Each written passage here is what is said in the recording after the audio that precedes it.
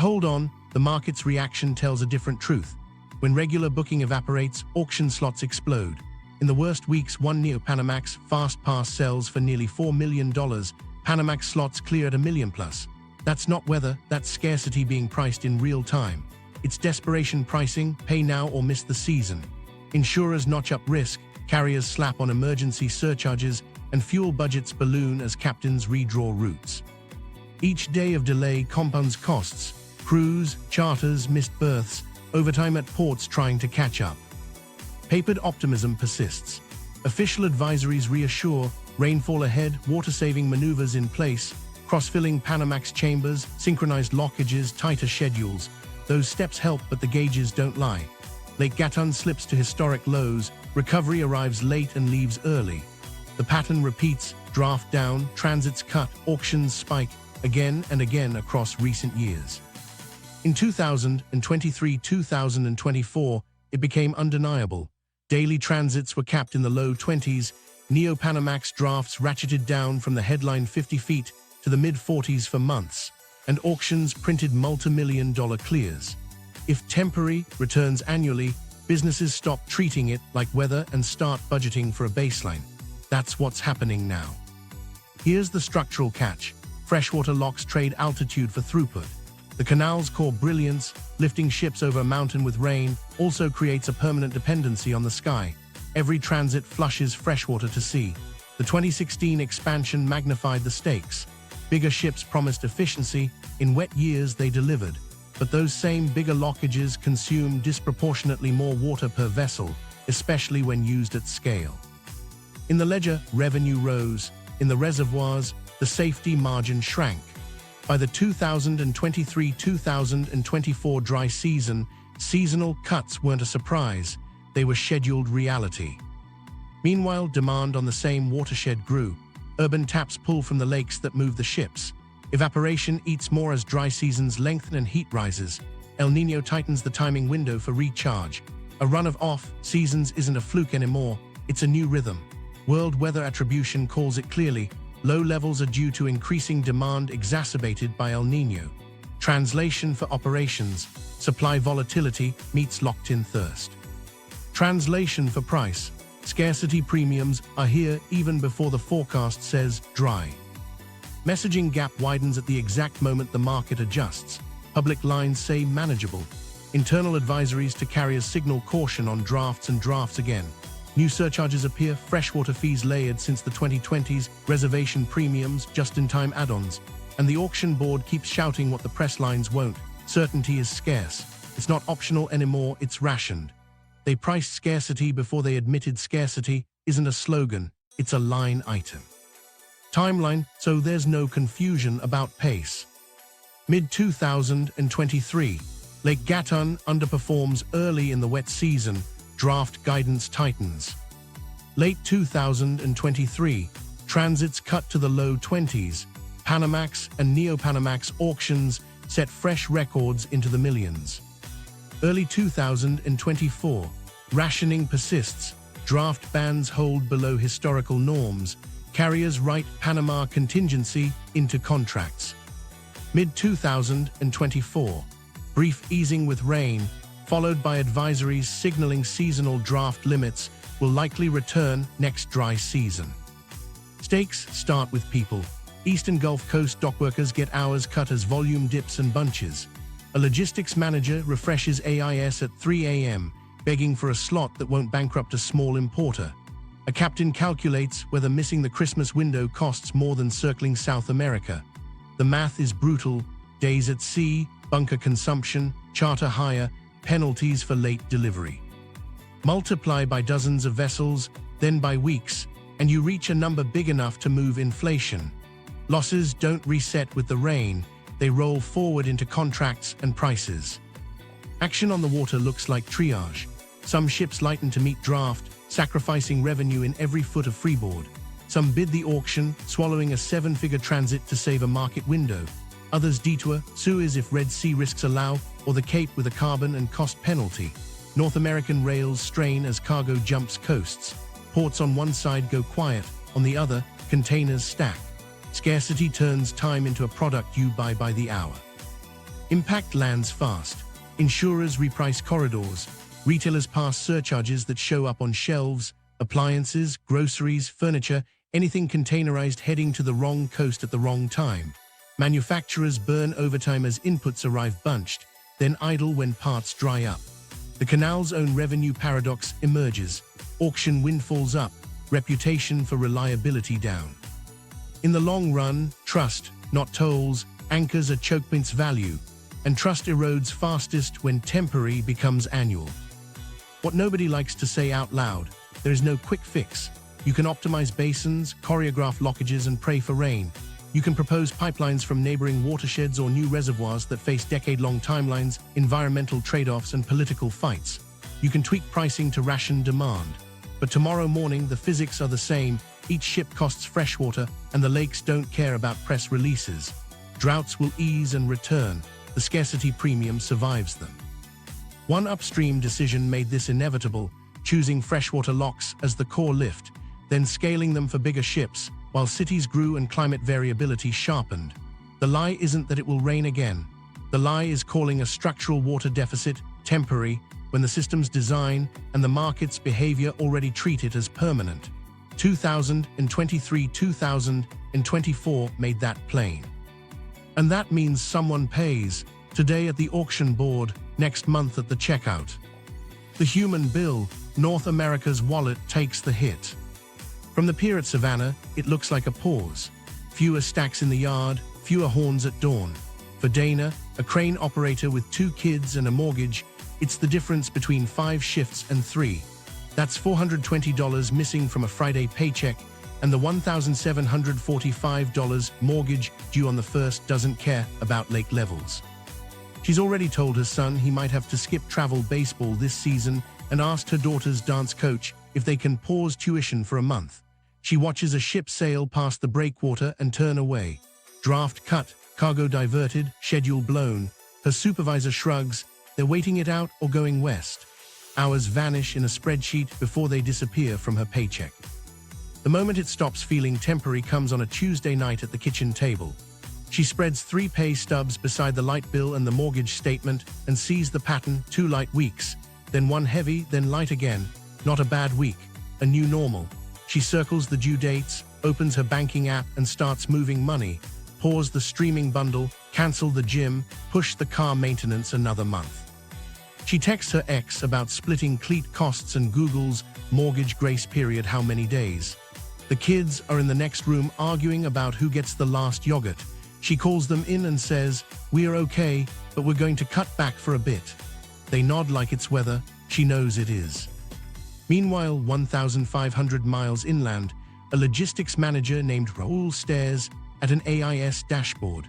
One container holds a $300,000 order of dishwashers already promised in a 4th of July flyer. The carrier just added a canal emergency surcharge, then warned him the slot was lost unless he upgraded to a premium reservation. He calls the buyer he's worked with for 8 years, the one who took a chance on him when he was new. "Do we eat the fee or miss the window?" he asks, voice steady because it has to be. On the other end, breathing, no words. He fills the silence with numbers, lead times, detour options, the premium for a guaranteed slot, and hears himself negotiating against physics. 30-second stretch. He can picture the buyer's calendar, the ad buys already placed, the floor sets scheduled, the regional managers who won't care about lake levels. "Raul, if the units miss the flyer, we'll mark them down. That's the margin gone." Another silence. "But I can't go back to the VP and say we chose not to pay and then missed the date." His reputation sits between those sentences. Pay the premium and torch his quarter's margin. Refuse and deliver late, and the buyer eats markdowns and remembers who cost them a season. He thinks of all the times he promised, "We'll make the window." He thinks of the last time they shook hands across a table and said they were building something long-term. He looks at the carrier's email again. The premium isn't 7 figures, but it's ruinous for the SKU.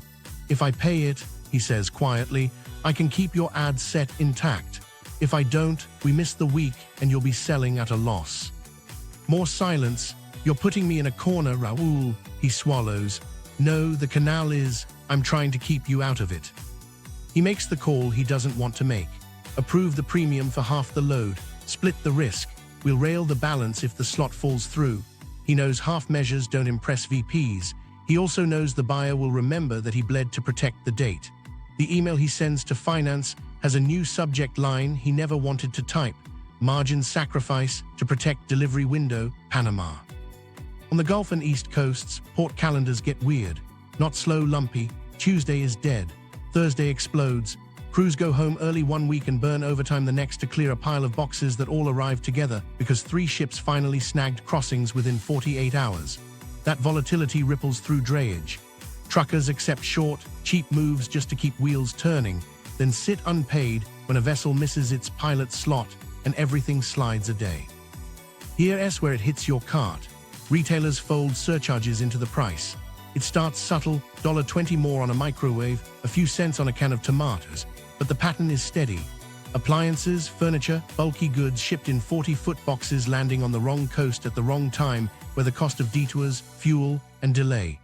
Grocers racing to cover gaps pay premiums to lock refrigerated containers into earlier bookings. Those pennies show up at checkout before anyone writes a press release explaining why. Manufacturers feel it in the cadence of their lines. A plant outside Charlotte builds washers, motors from Asia arrive late, then 2 weeks' worth come at once. Management flips from idle time to time and a half overnight. Workers welcome overtime, the CFO doesn't. Every swing costs. JIT schedules tuned to predictable canal slots suddenly need buffers that tie up cash.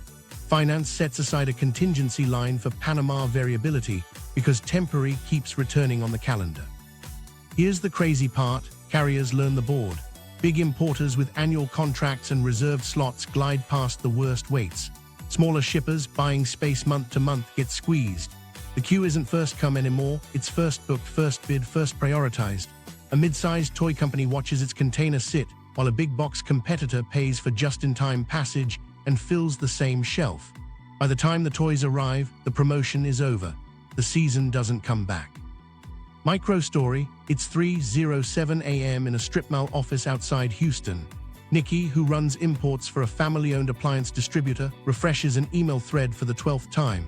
The carrier offers a slot, then retracts it when a higher bid lands. She calls the Panama agent, voice flat from no sleep. "I can't do $1 million slot," he exhales. "Then you wait." She looks at the calendar. If she misses this week, she misses Labor Day ads. She drafts a note to the owner. "We need a West Coast rail plan now." While that's happening on shore, captains are playing a different game. Miss your berth window in New York and you'll drift for days, burning fuel to hold position. Turn south for the Cape and you're adding 2 weeks in a world where retail calendars are unforgiving. Try Suez, only if the Red Sea route is safe enough to ensure. Every option writes carbon into the ledger. Consumers don't see the emissions, but they pay the cost when fuel spreads widen and schedules get padded for safety. North American rails, already tight, strain as cargo flips coasts. Intermodal yards clog when 3 vessels land at LA the same day, rerouted from the canal, while Savannah waits on rain. Shippers pay for expedited drays, guaranteed rail slots, and priority unloading to salvage delivery dates. Those premiums don't vanish. They get averaged into prices across SKUs. Insurance notices the pattern too. Underwriters tack on corridor surcharges for congestion risk. Policies that once ignored canal variability now include specific riders for drought restrictions and auction fees. A container of cereal used to be boring. Now it carries route risk you can model and price. The end result isn't a headline spike, it's friction. A few dollars on the blender, 20 on a sofa. A quiet reshuffling of where companies place inventory and which coast gets the next distribution center. Resilience costs money. The canal's auctions might buoy revenue, but the bill lands in paychecks, invoices, and the small print on your receipt. How the canal drinks, freshwater locks with a thirst. To understand why the bill keeps growing, we need to see how the canal drinks. The Panama Canal isn't a sea-level trench, it's a staircase of freshwater. Ships don't sail across, they're lifted. Gravity does the lifting, and every lift is paid for in lake water that never comes back. Start with the anatomy. On the Atlantic side, the old Panamax flight steps ships up toward Lake Gatún. On the Pacific, Miraflores and Pedro Miguel step them down. The expanded Neo-Panamax lane runs parallel bigger chambers with water-saving basins that recycle part of each fill. In both systems, the principle is the same. You open culverts, let water rush in from a reservoir, equalize levels, move the ship, then drain to the next chamber or eventually the sea. No pumps. No external energy, just head pressure and careful timing. Lake Gatún is the heart, an artificial inland sea created by damming the Chagres River more than a century ago. It's supposed to hover near target elevation for safe operations. In dry years, it sags. In wet years, it recovers. Ulhajuela upstream adds storage, but these are rain-fed bowls and they're shared. Panama City and Colon drink from the same lakes that lift container ships. Hydropower pulls from them too. When one user takes more, the margin for the others shrinks. Now the thirst. Each Panamax chamber needs on the order of tens of millions of gallons to fill. A complete lift and descent adds up to dozens of millions per ship, even with cross-filling maneuvers that shuffle water between the twin lanes to save a few lockages, worth every day. The Neo-Panamax locks are larger. Their water-saving basins capture and reuse a big slice per cycle, but the math still lands higher per vessel because the chambers hold more. Under heavy Neo-Panamax traffic, total daily consumption jumps even if the number of transits looks stable. Here's where design meets today's climate. In the old operating rhythm, long rainy seasons refilled the lakes reliably, covering the withdrawals and then some. El Niño years always pinched, but the next wet season made up ground. Lately, the pattern has shifted. The rainy season starts late, ends early, and repeats weaker more often. Heat raises evaporation off the lake surface. The recharge window narrows while the faucet and the straw both widen. More urban taps, bigger ships, steady demand. Operationally, the canal team squeezes every drop. Cross-filling at the Panamax locks moves water sideways instead of dumping it out. Simultaneous lockages push two ships through one chamber when beam allows. Sequencing is optimized so gravity falls are used efficiently, and Neo-Panamax direction is timed to conserve more in the basins. In really tight weeks, they throttle transits at peak evaporation hours and hold draft tight to keep lake levels stable. These are smart, hard-won tricks, and they buy time. They don't mint new water. Meanwhile, the gauges tell the story. In the worst months of 2023-24, Lake Gatún sat at or near record lows. Draft reductions followed, then daily transits came down. The drop wasn't just the absence of rain, it was the exposure of a system that must spend water to work. And because the same system must also supply cities, the canal authorities face a blunt hierarchy. Drinking water first, navigation second. When forecasts show El Niño intensifying, uncertainty migrates from meteorology to finance. There's a quiet irony. The expansion's water-saving basins were a leap forward, but the very success of enabling bigger ships made each mistake in timing more expensive. In wet stretches, Neo-Panamax throughput felt like a triumph, more cargo per crossing, fewer ships per ton, less congestion. In dry stretches, the same scheduling shifted the draw toward larger, lumpier gulps. Efficiency at the ship level can still be fragility at the watershed level. Zoom in for a human moment. A hydrologist at the canal checks the morning radar loop, the 24-hour inflow estimates, the evaporation model. Her board shows the booked queue, the distribution of Panamax versus Neo-Panamax, and the potable demand from the city grid. She adjusts the day's slot mix, shaving a few Neo-Panamax transits to protect tomorrow's lake elevation target by a fraction of a foot. That fraction is the difference between keeping draft steady for 7 days or cutting it by 2 inches this weekend. 2 inches translates into containers left on the dock or grain left in the silo. Her cursor hovers, she clicks. Meanwhile, something else is happening upstream. Deforestation and land use changes alter runoff timing. Harder, shorter storms can dump water that runs off quickly instead of soaking and feeding the lakes evenly. It looks dramatic on a satellite image and underwhelming in a reservoir a week later.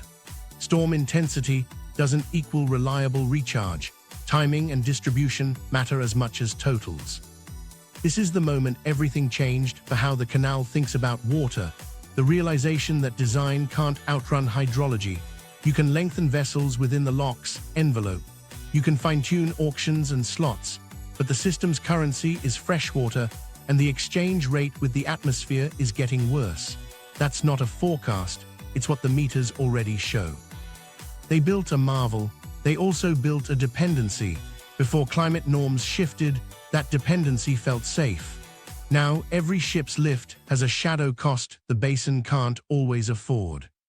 2016 expansion, bigger ships, smaller safety margin.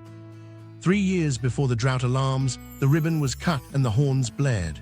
The third set of locks opened, and the first Neo-Panamax container ship slid into a chamber that felt like the future. Wider gates, deeper sill, a promise baked into every speech, more cargo per vessel, fewer ships for the same tonnage, better economics for everyone. For a while, it looked true. To understand why that victory hid a risk, we need to stand on a catwalk above Agua Clara and watch one full cycle. The new locks use water-saving basins, 3 per chamber, stepped like terraces. When a ship rises, water cascades down from the lake, but before you drain it to sea, you shuffle much of it sideways into those basins. Then you pull the saved water back up for the next ship. It's elegant. It's real conservation. And yet, the volumes involved are still enormous, because the chamber itself is enormous.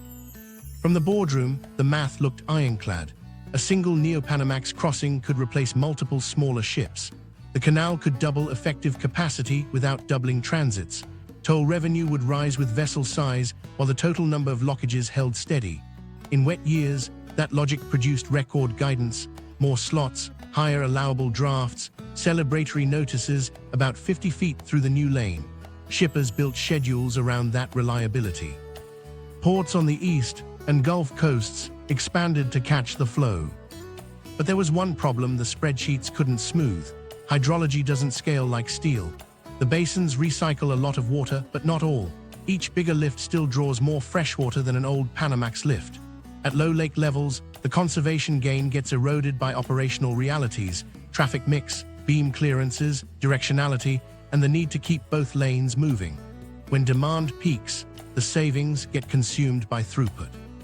The margin that used to hide in wet seasons shrinks. What nobody knew at the time was how forgiving the weather window had been. Early expansion years coincided with decent rains. The lake recovered, drafts stayed generous, planners believed the new equilibrium was stable. Carriers ordered bigger ships tailored to Panama's new envelope. Port cranes got taller. Importers shifted contracts east to capture the cost break. The system re-optimized itself around Neo-Panamax as the default. Meanwhile, auction mania began to flicker, then flare. The new lane added a premium product, guaranteed time on a bigger ship that unlocked retail calendars. Reservation prices crept up, then spiked during tight weeks. The authority layered in just-in-time services and differentiated booking periods. Revenue climbed, another apparent validation. But on the water, captains noticed a subtle change. Reliability bent first, then occasionally snapped. A week of missed rainfall, a maintenance outage, a heatwave pushing evaporation, and suddenly schedules slid. Here's where the expansion's strength became its vulnerability. Economies of scale masked fragility during wet years. Then the climate signal got louder. El Niño shortened rainy seasons, recharge came late and left early. Lake Gatun's level failed to rebound on schedule. Drafts ratcheted down, transits were capped, and the very ships that had made the business case began bumping into physical limits. If you designed your logistics around 50 feet and had to settle for 44, those extra rows vanished into air. Microstory captures the pivot. In 2019, a retailer's Asia, Savannah String celebrates its first run of Neo-Panamax vessels clearing at full draft. Transit times tighten predictably, inventory turns improve.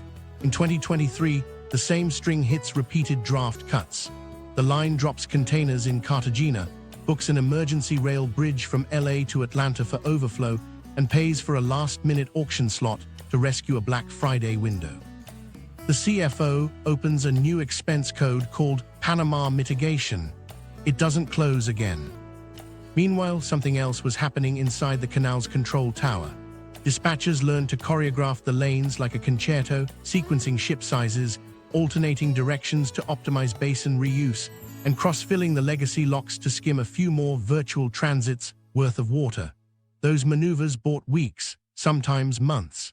They couldn't restore the safety margin that the larger chambers had trimmed when the weather turned against them.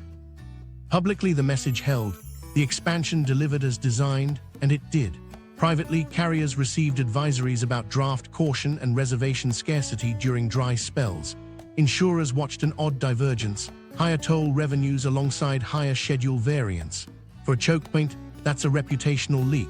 Reliability is the product. The moment customers feel they must hedge around your calendar, the system starts routing itself away whenever it can. By 2024, a pattern was undeniable. When rains cooperated, the canal lifted restrictions, pushed drafts back up toward 50 feet, and transits climbed into the mid-30s per day. When rains faltered, the squeeze returned, auctions ballooned, daily transits dropped into the low 20s from a typical 36-38, and the corridor's economics rewired overnight. The expansion hadn't failed. It had succeeded into a world where the hydrologic budget no longer covered the peak draw. The lesson is blunt. Bigger ships make sense at sea, where scale squeezes cost per mile. Inside a freshwater staircase, scale also squeezes the margin between operations and the lake. The 2016 expansion gave the canal a new engine. In a warming climate with tighter recharge windows, that engine runs closer to redline. When the needle sticks there, prices move, routes bend, and the supposed one-off becomes the baseline everyone quietly plans around.